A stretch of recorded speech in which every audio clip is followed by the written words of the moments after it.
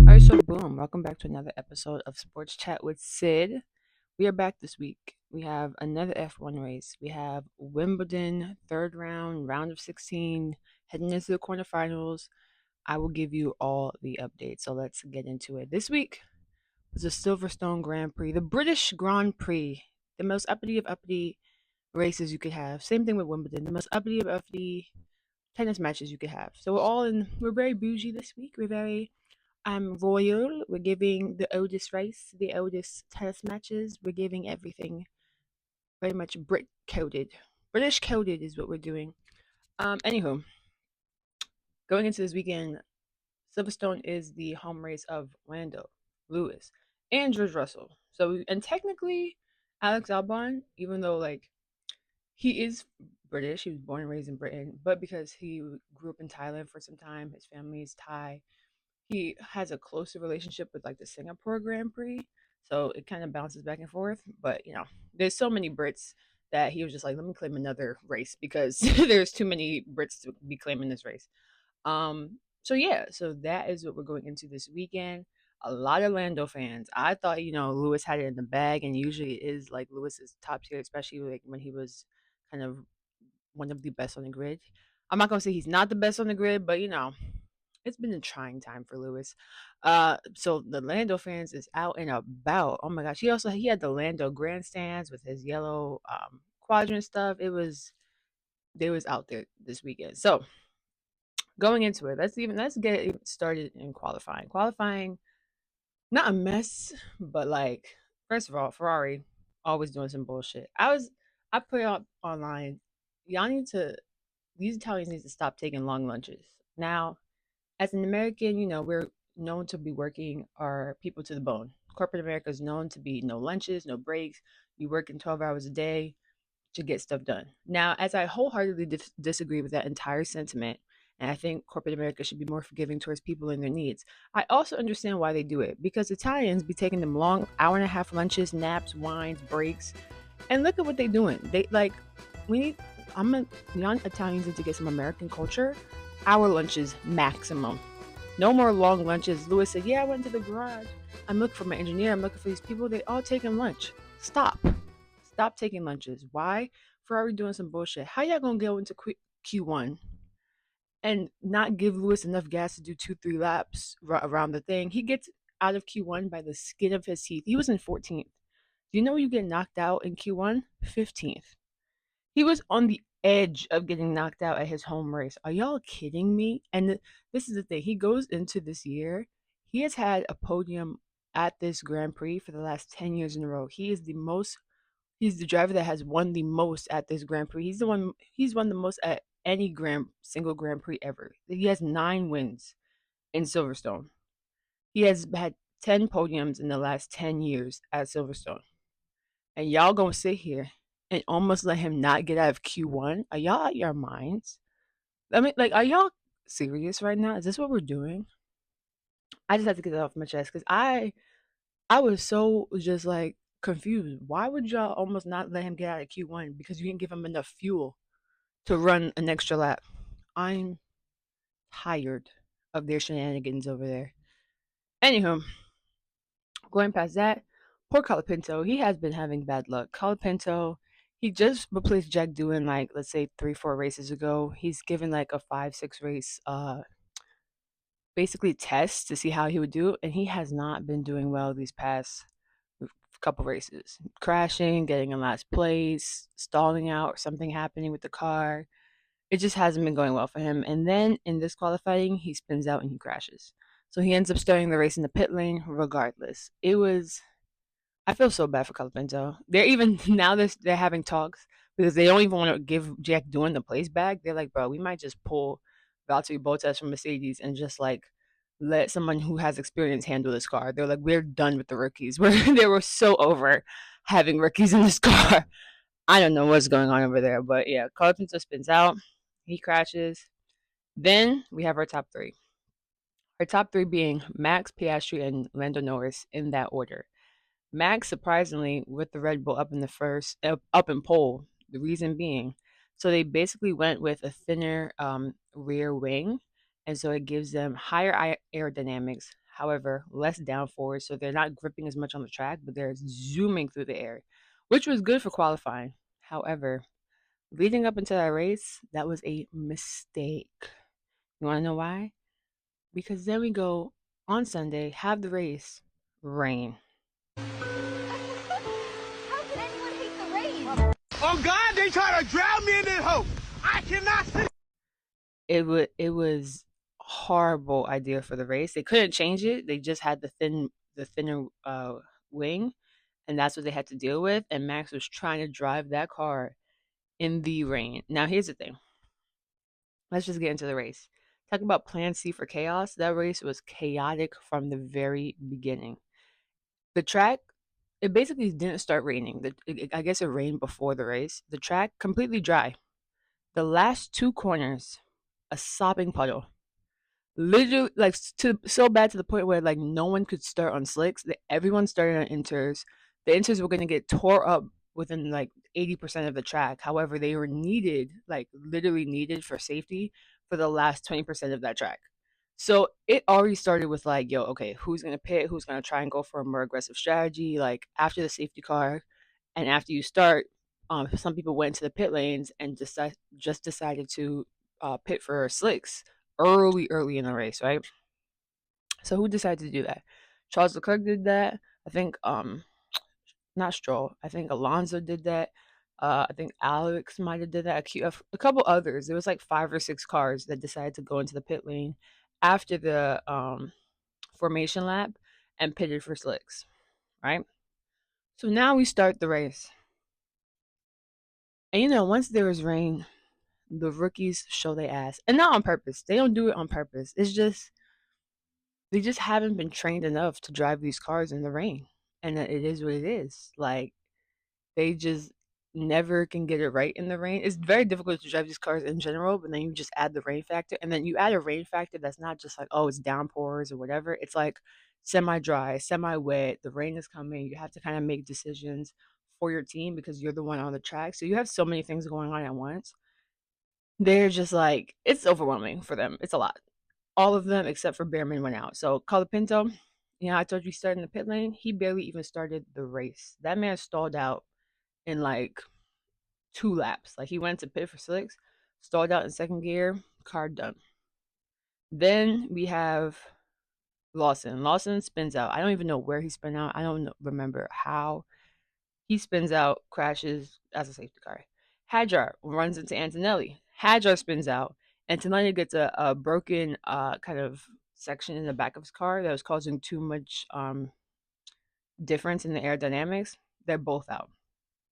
Stake decided to put Bortoleto on an aggressive strategy and pit him for slicks, like maybe right before or right after the rain. He spins out. Why would you do that to that poor rookie? Like, why would you do that to that man? You know none of these kids can drive in the rain, and you decide I'm going to put an aggressive strategy on him and pit him for slicks. Did that make sense to you? Was that a smart move by y'all decision? I mean, they didn't make smart moves later. I'm gonna talk about that, but for real, that's what y'all did to y'all rookie. Anywho, Behrman was the only one to end that race, and that was by the skin of his teeth because him and Ocon, they're both on the same team, crashed into each other. Did a cute pirouette. I'm gonna add that in because there's a lot of TikToks about it. A cute pirouette together.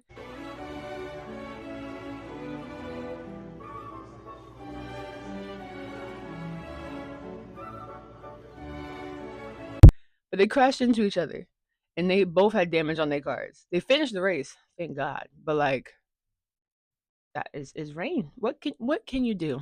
You have to be a savant at driving to be driving in these type of conditions. They could barely see. It was a mess. That's how Isaac Hydra ended up crashing into Antonelli. He literally could not see him. Came up on red lights. Boom, right into the back of him. There's nothing. There's nothing you could do. Like there's nothing they could do. Anywho, all those crashes, all those spin outs, everything. Safety car after safety car after safety car after virtual safety car after yellow flag after all this stuff. So during one of the safety cars, all the pack bunches up. Right now, Piastri had gotten past Max at this point because again, McLarens have the faster car now. So Piastri has gotten past Max. They're swerving, they're trying, heat up their tires, whatever. I'm trying to remember if they were on slicks at this point. I think they were still on inters. They were on inters for a good bit. Even if they had pitted, they were still on inters because it wasn't raining in the beginning, except for like that really kind of wet area at the end of the track. Then it started raining like really hard. So then they ended up giving it a safety car because of just visibility issues. So then I think that was the safety car that they were under. So a safety car because of visibility issues. Then the safety car stops because kind of the visibility came back. The rain had stopped everything. So once the safety car was going back in, Piastri, you know, testing his brakes, warming up his brakes, whatever he was trying to do, he broke so hard. They said he went from like 200 miles per hour down to like 100. Like he literally lost 100 miles per hour, broke with 60 psi amounts of pressure, broke hard as hell, right? Max ends up going in front of him. So in my mind, I saw him brake hard. I said, "Oh, that was kind of iffy move. Like, why you do that?" And then Max went in front of him. So I'm thinking, okay, maybe he's trying to play the game. Maybe he's trying to like, because what happens is you can't pass somebody during a safety car. So if you pass somebody, usually you either have to give that place back, like especially if it was like an accident, or like you get a penalty. So I'm just thinking like, oh shit, he might try to play the game and see if Max is gonna be baited to then get a penalty. So that's what I thought was happening because he did that as soon as the safety car ended. So I was like, oh, damn, is he trying to bait him for a penalty? Long story short, Piastri was the one that got a penalty for like unsafe release or unsafe driving because he broke so hard under safety car. And so Piastri was mad. They was like, please go to the stewards, blase, blase. Anyhow, as soon as after he hit the brakes, he then, safety car's ending, speeds up, takes the corner really fast. Max tries to catch up with him, right? Because Max saw the brake, he was like, "Yo, what the hell?" Was on his radio with his engineer and stuff. Then he tries to take a fast break. He spins the hell out, spins out so bad, like to the point where he lost like 9 places. He ends up in 10th. Like he ends up in the middle of the pack, spun out so bad. So it did work out for Piastri in that sense, in terms of fighting off Max. It actually mainly worked out for McLaren because so then what happens is, you have Piastri in first, Lando in second, and right now, because of like the strategy calls that's been happening, you have Lance Stroll and Hulkenberg third and fourth. I'm gonna get to that in a second. But anyhow, it works out for McLaren because now McLaren is just 1 and 2. They can race either way, but now Piastri has a 10-second penalty. So the whole thing is like to keep the 1 and 2, they just have to build up the gap to Stroll, which is easy enough. They're in Aston Martin. That's really within like 5-6 laps, the lead was built up. It was like 20 seconds in front of them, which is fine. So that was easy. The problem was he couldn't build up enough of a gap between him and Norris.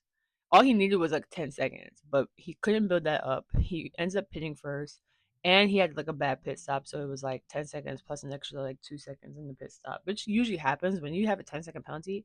They still can't give you like the best pit stop because they have to sit there and wait and then like touch your car. It messes everything up. So it's actually like when you get a 10-second penalty, you're still like an extra 2 seconds late just because of like how everything works. So he does his pit stop. Lando does his. Lando ends up in front of him. He actually is on the phone like, guys, this is unfair. How is my teammate in front of me? And I just had just an incident, this little incident with Max in the safety car. And they're like, oh, we're checking with the stewards, but we're not gonna do team orders. Like, we're not gonna tell him to give you the place back for y'all to race. Like, that don't make no sense. It is what it is. Try and catch up with him. Try to race him, and that's what he did. He For the next 20 laps, he was on Lando's ass. Like he was on him. But then Lando started pulling away. His tires started feeling that degradation, and Lando started pulling away by like 4 or 5 seconds. But he was on him for a good couple laps because they said no team orders. They said duke it out and figure it out. But anyhow, that's what happened there. Like I said, I'm gonna get Lance Stroll, Hulkenberg. I don't know what the teams did because, like I said, it was chaos. There was safety cars. There was times that like it was good to pit for slicks. There was times that it was bad to pit for slicks. By the time you got to the last 15, 10 seconds, that's when like pretty much everyone was pitting for slicks because those inters were used up. The first set of inters destroyed because you're running 80% on dry, 20% basically super super wet track. So you needed the inters for that last couple corners because if you went on the slick tires, all the people that went on the slick tires initially messed up their entire race. They were sliding off the track super super easily. Like in the first sector, that line that they had was good. In that last sector, cutting grass. They said Charles was cutting grass. They were all over the gravel pits, the grass. Thank God, like it's not a track that has like close walls. Like they have gravel pits, they have grass, they have runoff areas. Because we had a lot more DNFs if that was the case. But yeah, all over the gaff. They was everywhere. So then Stroll and Hulkenberg, their teams decided to put them at Chef's Kiss opportune times. They ended up, like I said, being third and fourth. Again, not with the fastest cars. So they pulled back from the McLarens. Hulkenberg ended up catching Stroll, right? Okay. So now we're at this part. Hulkenberg catches Stroll. Lewis Hamilton catches up with both of them, catches Stroll, and because at this point he was in the midfield, he was fighting Russell for some time. Then Russell pitted for slicks. That messed him up. He was fighting Gasly too at some point, but he got past him. Now he's up to third and fourth. Up to third and fourth, he gets to because Hulkenberg had already passed Stroll. Lewis gets to Stroll, passes him with ease. Now he's trying to pass Hulkenberg. Like I said before, Hulkenberg is a great driver. This is the same thing that happened last time, where Sauber, the customer team of Ferrari, is beating them, and I don't know what is happening. I don't know. Like I said, Ferrari and their Italian team needs to take less lunches, no more of these naps and lunches and long times away from the garage. No. Y'all need to be working 24/7 because this should not be happening. Your customer team should not be beating you week in and week out every single time. Should not be happening. I mean, it's happening right now with Mercedes and McLaren because I think the McLaren's using Mercedes power units, if I remember correctly. But like, Sauber is a full Ferrari customer team. What are we doing here? What are we doing here? Why are we behind a Sauber? Like, I don't understand. And Lewis could not get past him. And credit to Nico Hulkenberg, one of the greatest drivers to not have a podium thus far until this weekend. Shout out to him. But he was not letting him pass. Lewis was trying his hardest. He was not letting pass to the point where the Ferrari team said, "Yo, let's just pit. Like we're gonna pit for slicks. Hopefully his pit stop messes up and you can be in front of him." And he didn't want to come in. He wanted to try like a little bit longer. They said, "Nah, man, just come in for the slicks, and we're gonna see if we can undercut him." So they tried to pull an undercut. Still did not work. He literally was still in front of Hamilton. Hamilton could not catch up to him. He was like, what, 5? Well, no, he was once he came out the pits, he was like 7 seconds ahead. Hamilton cut down 2 seconds, but he couldn't catch up enough to get the podium. So he lost his podium streak thanks to Ferrari. We're not gonna go there. But Hulkenberg gets his first podium ever in his Formula One career. Like when I tell you 200 and what 30 something 39 I think starts it was. He started his career in like 2015, 2016. He was out of F1 in 2020. He came back with Steak Sauber in like 2021, 2022 and has his first podium in 2025 at 40 years old. Shout out to that man Hulkenberg. You know, I was happy he got his podium. Upset that Lewis lost the streak, but he literally got his first podium. His whole team was like celebrating. Mercedes, Aston Martin, they sent champagne bottles because Sauber is not used to winning. That they don't have any reserve champagne bottles, and so they did not expect to be up in a podium. So they sent them some champagne bottles to celebrate. That was very cute. Hulkenberg didn't even know like what was going on. He left his helmet outside. He didn't know he had to put it up. It was a whole thing. Lando, again, like I said, got his first home win. Piastri was pissed off.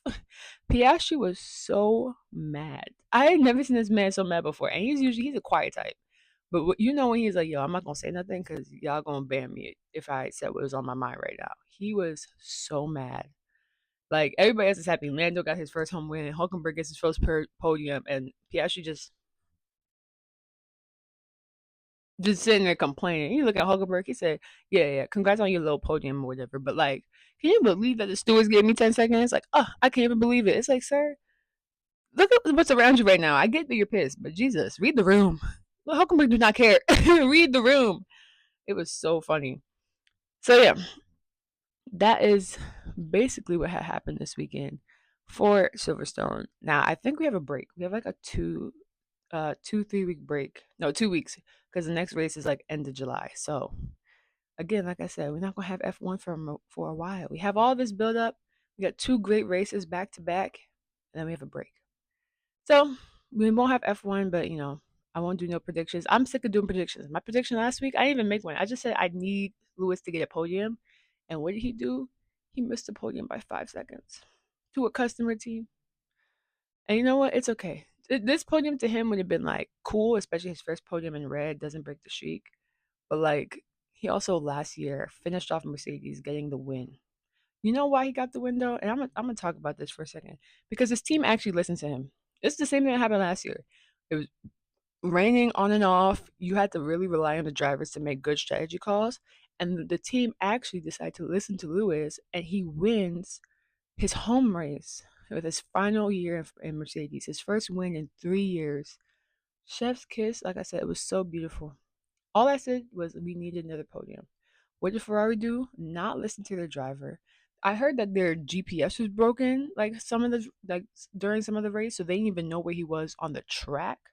Guys, what are we doing here? You are a legend team. Like you have a whole like known system for being a legendary team on F1. You are the oldest team on F1. You have never left.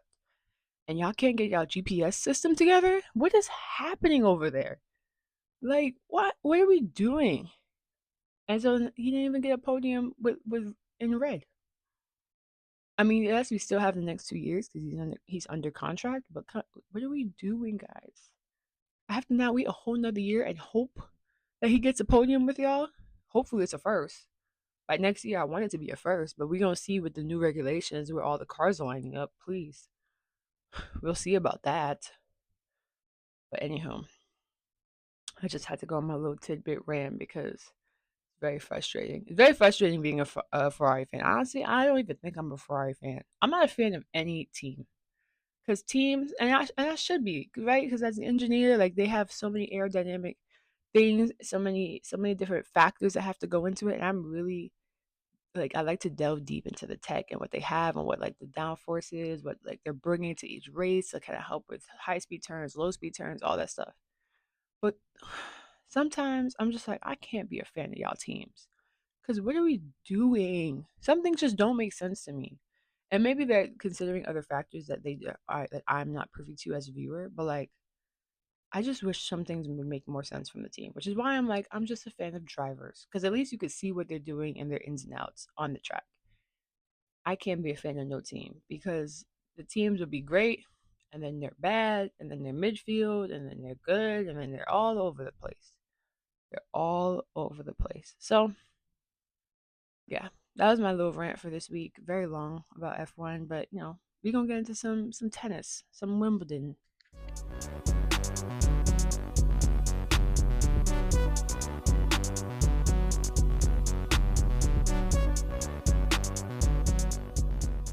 All right, so now we're gonna get into some tennis. I've been in and out and watching the different rounds. Currently, Sablenka is on playing. I think Sigmund is her last name, not Sigmund Freud, but Sigmund something. Um, I'll get it. I'll put it down in the chat. But that's currently on. So after I finish recording, I will probably be watching that. But I will put in the edit who won that one. But right now we have the third round, the round of 16, leading all into the quarterfinals. I've been watching a few people. There's like a few people I've been kind of tracking, seeing where they're at. Naomi Osaka was one of them. I was so happy she came back after having her baby. This is her first Grand Slam back. And she got out in the third round, which was pretty upsetting. She was super down on herself, and I felt bad. I was like, "Girl, you're so down on yourself, but you made it past like Coco Golf. Like, think about that. Like, not to pit two women against each other, but like, girl, you did good. Like, this is okay. This is your first Grand Slam back after your baby." And she was just so down on herself, and you could tell she's a competitor. Like, her and Kobe were close. Like, she's just an extreme competitor, but like I felt just so bad. She was just like, I have nothing positive to say right now. She was like, it was my daughter's birthday, and that was like the only positive thing about this week. And I was like, girl, girl, it's okay. You're gonna come back stronger. Like, just take a break, take a breather. Got the U.S. Open in a few weeks. Like, just take a breath, girl. You're okay. But yeah, I just hope she, finds that fire back in herself, finds that confidence. Hopefully she gets out of that funk before the next Grand Slam that she participates. I'm hoping it's the U.S. Open, but you never know. But yeah, I just hope she gets out that funk. I just felt so bad. I was like, oh, girl, you don't have to feel like this. Like, you made it pretty far. Like, I know you want to make it further, but like, baby steps. We gonna get back there. You gonna get back there. Don't worry about it. Um, Next was Djokovic. So he wins his round of 16 in 4 sets. He lost the first set, but he came back for the next 3 sets in a row. He will be going against a young Italian in the quarterfinal. Let me get his name. He'll be going against Coboli, who's a young Italian, in the quarterfinal. So that would be very interesting to see. Next we have oh, yeah, next we have Blake Shelton. So Blake Shelton, an American, he makes it to the quarterfinals for the first time. Couple things you didn't know about him. One, his dad played tennis like professionally when he was like younger. Cool. He also was a quarterback or a quarterbacker, as the reporter announced. Which, girl, if you don't talk about football, American football, like I get it. I know I talk about sports and I shouldn't really be talking about sports. What do I know? I'm just a casual, but I'm trying to help other casuals get into some other sports. Like, it's not all about basketball, football, soccer. Let's get into some niche sports. Let's learn about some of the other niche sports that are out there. That's what I'm trying to do. Trying to get other people involved just casually. You don't have to go too in depth. You don't got to go into the drafts and the predictions and the history of this thing happened 75 years ago. I ain't worried about all that. I'm worried about what's happening right now. I'm worried about what's happening today, yesterday, and tomorrow. That's it. You don't need no what ifs. What is this going to look like in 10 years? I don't know. Like, who knows? But I know about right now, they being their ass. That's all we can say. So that's what this whole thing is. So if you're going to talk about other sports, girly, and be on national TV, at least know what a quarterback is. She said a quarterbacker. I said, girl, no. What is a quarterbacker? Like, what is that? But anyhow, let me not go too hard on my girl. But so yeah, he was a quarterback. So yeah. Anyhow, long story short, that was just a few jokes. But yeah, Blake Shelton wins in 4 sets as well. He is now on his way to the quarterfinal as well. He played a really good match. I be forgetting that Blake Shelton can serve his ass off. That man be averaging 130-mile-per-hour serves, like one of the fastest serves ever. That's crazy. Anyhow, talking about serving, let's get into the man who got injured serving. I felt so bad. Yesterday, I was watching the Sinner versus Dimovic match, and so I was excited for that match. Sinner, let's talk about it. Sinner was about to get packed up. He was this close to getting packed up in 3 sets. Like, and he's number one in the world. Sinner is number one in the world. Dimitrov is like 10th, and he was about to pack his ass up. Dimitrov won the first 2 sets, like 6-4, 6-4, like won them out. They were tied at 2-2 in the third set. Dimitrov does a serve, hits a return. All of a sudden, he starts grabbing like underneath his like shoulder into like his chest. I said, "Oh no!" I said, "Oh no, not like this, not like this." I'm not even a fan of either of these two. I'm like just learning about them now, but I'm like, not like this. You was about to pack up the number one in the world in 3 sets, and this man had to retire because of an injury. He was trying to play it out. He was trying to see if he could move it and thing. So I guess they have certain rules of like, the trainer comes down. They were trying to test it out. Then they have like 2 minutes to go to the bag to see if it could either be like, I guess, taped up or if they can give him a steroid shot. I don't really know all the rules and regulations, but he was able to like go to the bag for like 2 minutes and then come back out. He came back out and you see him shake his head. Shake his head. I said, "Oh no, oh no." I said he's down for the count. Center won by default, and he was literally about to lose. That's some luck right there, because he was so close to losing that set. Like it was downhill for that man, and he might have came back and won. Who knows? But like you'll never know because the injury happened. And so comes out. He couldn't even shake the umpire's hand. Like he had to like hold his arm up. I said, "Oh my gosh, this is so sad." And I heard that this is not the first time he got injured. Like this is like the third time he's gotten injured in the Grand Slam. They said it's usually like his legs, like a hamstring pull or something like that, or groin. And they're like, now it's the upper body.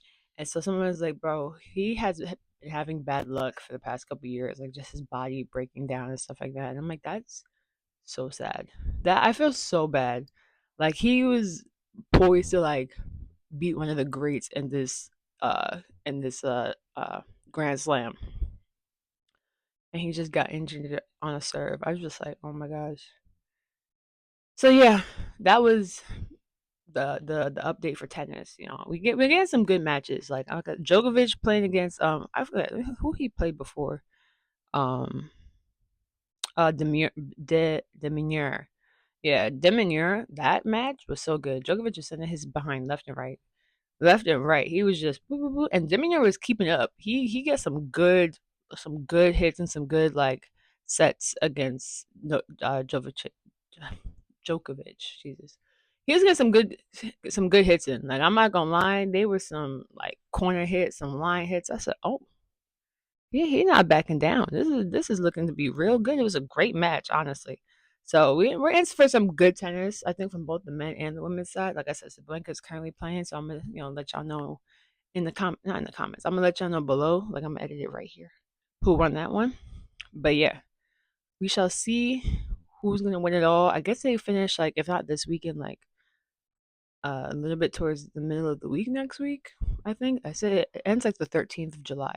So we got some time. We're gonna have another recap by next week. Hopefully, it'll be the championship, and I get to relay all the things that's happened with both the men and women's singles. Maybe I'll throw some doubles in there, depending on like if there's an interesting match. Usually, the doubles aren't that interesting, but we'll see. But for right now, that is our recap for this week. I will catch y'all later. Nico Hulkenberg holds the record of the longest career in Formula One without having ever stepped on a podium. Nico Hulkenberg, a podium finisher in Formula One at long last. I don't think it can comprehend what we just done.